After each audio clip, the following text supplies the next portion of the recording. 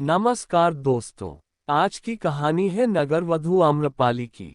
यह कहानी भारतीय इतिहास की सबसे खूबसूरत महिला के नाम से विख्यात है, जिसका नाम था आम्रपाली, जिसे अपनी खूबसूरती की कीमत वेश्या बनकर चुकानी पड़ी।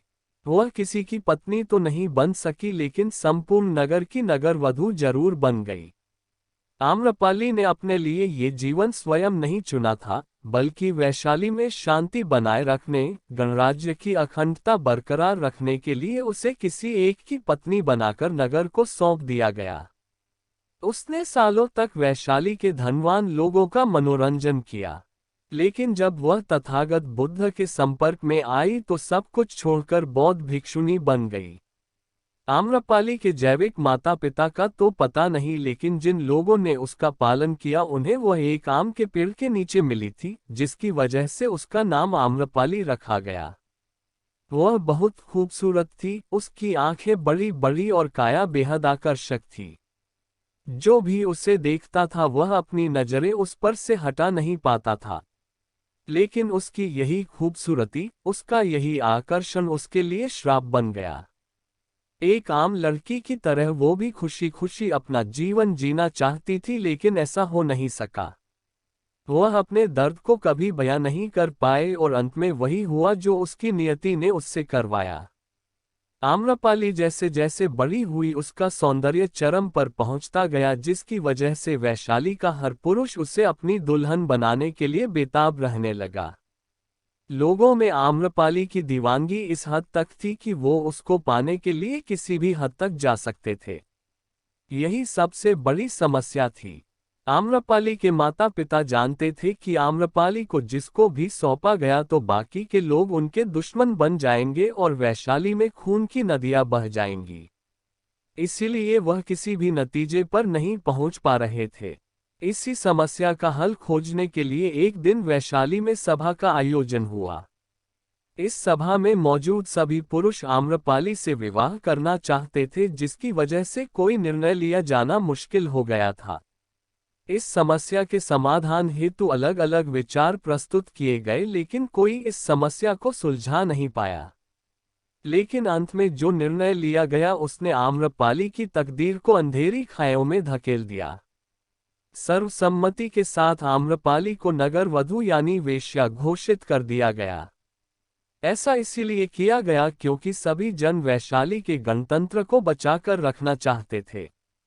लेकिन अगर आम्रपाली को किसी एक को सौंप दिया जाता तो इससे एकता खंडित हो सकती थी। नगर वधू बनने के बाद हर कोई उसे पाने के लिए स्वतंत्र था। इस तरह गणतंत्र के एक निर्णय ने उसे भोग्या बनाकर छोड़ दिया।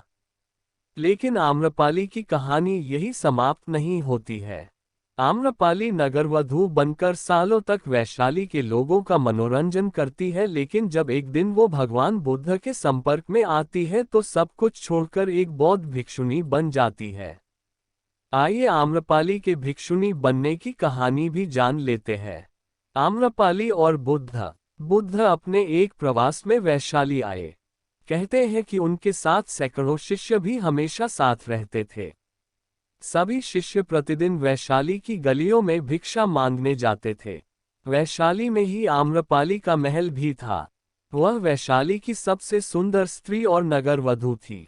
वह वैशाली के राजा, राजकुमारों और सबसे धनी और शक्तिशाली व्यक्तियों का मनोरंजन करती थी।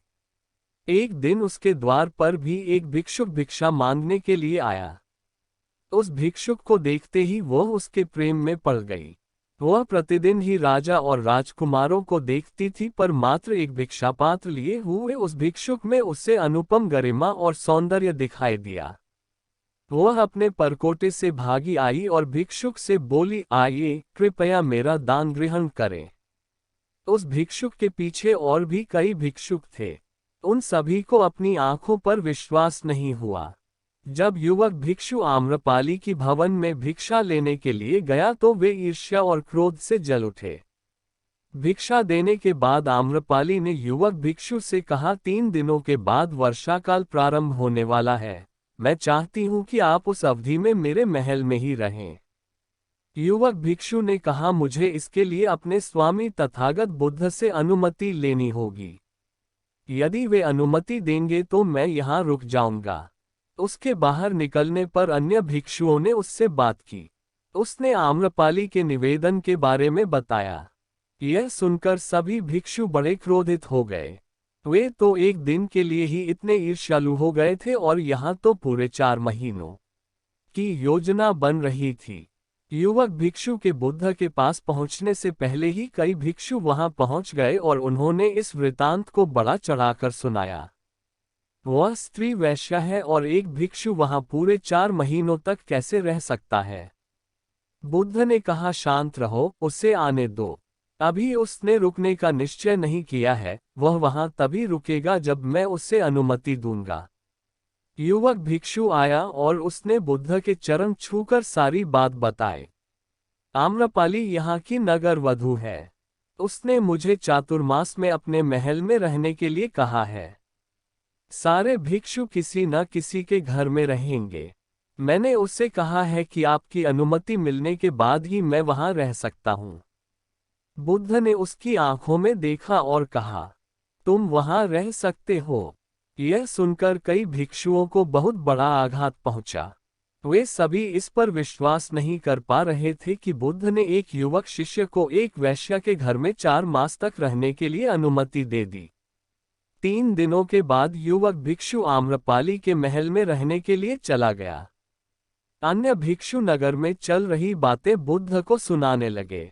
सारे नगर में एक ही चर्चा हो रही है कि एक युवक भिक्षु आम्रपाली के महल में 4 महीनों तक रहेगा। बुद्ध ने कहा, तुम सब अपनी चर्या का पालन करो। मुझे अपने शिष्य पर विश्वास है। मैंने उसकी आंखों में देखा है कि उसके मन में अब कोई इच्छाएं नहीं है। यदि मैं उसे अनुमति न भी देता तो भी उसे बुरा नहीं लगता।